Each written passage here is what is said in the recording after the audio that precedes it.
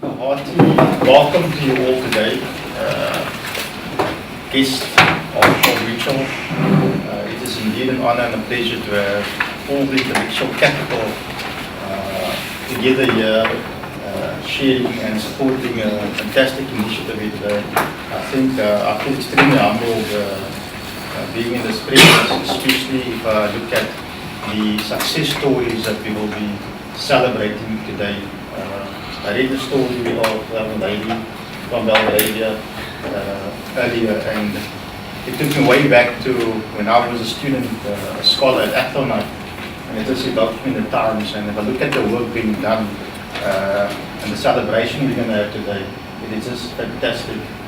I am very humbled to be here and to be amongst all of us to take on an initiative in this conversation, which I think and I'm deeply committed to, and we are as the citizens movement as well, which is about collaboration.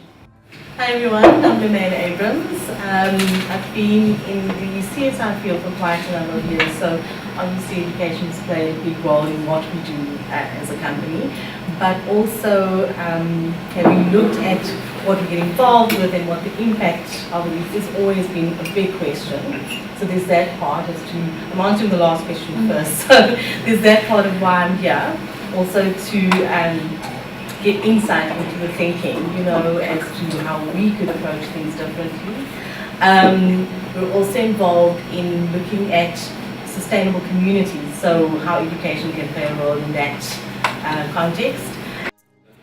My name is Eugene Daniels. I joined the Citizens Movement. I was a director in the Western Cape Education Department for 11 years and left because we were busy with a farce. I got affirmed every year by Alan Ziller, but the 82% pass that we so-called, that we celebrate in this province as being one of the best in the country is an unbelievable joke. I think it's part of our woundedness that we don't want to admit that we are failing and that we're mediocre in education. I think also part of it is that we aspire to university and we only want to go to university, and the entire system is geared towards university and only 5% can get into university. And so we've got to develop another pathway for our learners who cannot get into university. So I'm strongly advocating a vocational pathway in addition to a university pathway, because 95% of our kids have to go vocational. So I agree we need to build in entrepreneurial skills and so on. Also want to say that we're very passionate in the Citizens Movement about an integrated approach. Heather's passionate about every child matters. From Jerome, we're passionate about cradle to career.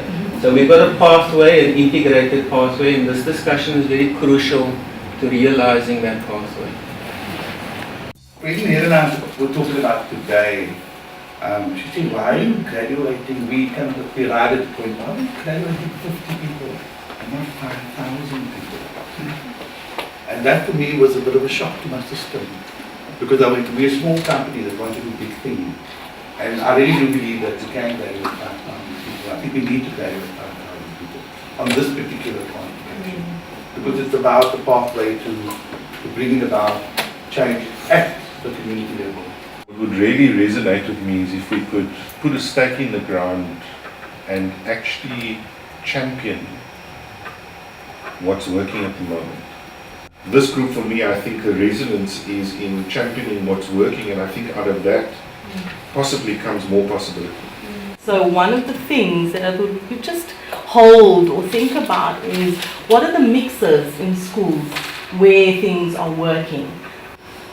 If a person wants impact, you need scale, point. And when you talk scale, we talk resources and money. The only way it's going to be effective is if I really understand what's the need that I need to address. Because if I don't know that your maths that you're skilling me on is not going to guarantee me even an interview, then I'm going to continue with training that maths out there. Do you understand what I'm saying? So that is where we need to be and say, okay, from that 500 that now we're saying, How do we play towards that? How does this community development stuff that he's doing feeds into the education system? And I think that is where we need to go. By having a more skilled community that can run the school, because for me, I think our schooling, the teachers and the leaders is trying.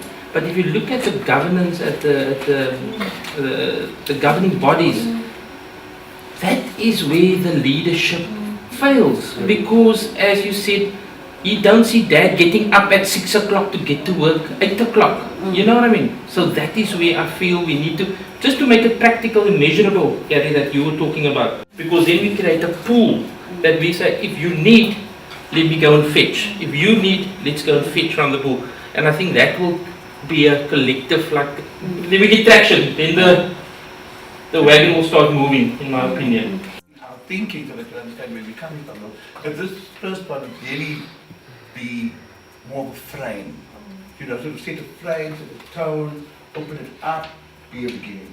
And I think that's kind of the path that we're on. You know, because as you said at the beginning, you're already doing it. Yeah. I'm hearing Noel's got a program that works, it creates impact. How do I create awareness for the work that you're doing and create more possibility, and in so doing perhaps formulate some other stuff beyond the stuff you currently have in design and delivery. It's going to create some lasting impact. That's what I'm hearing. And vice versa. Yeah, Good understanding. absolutely.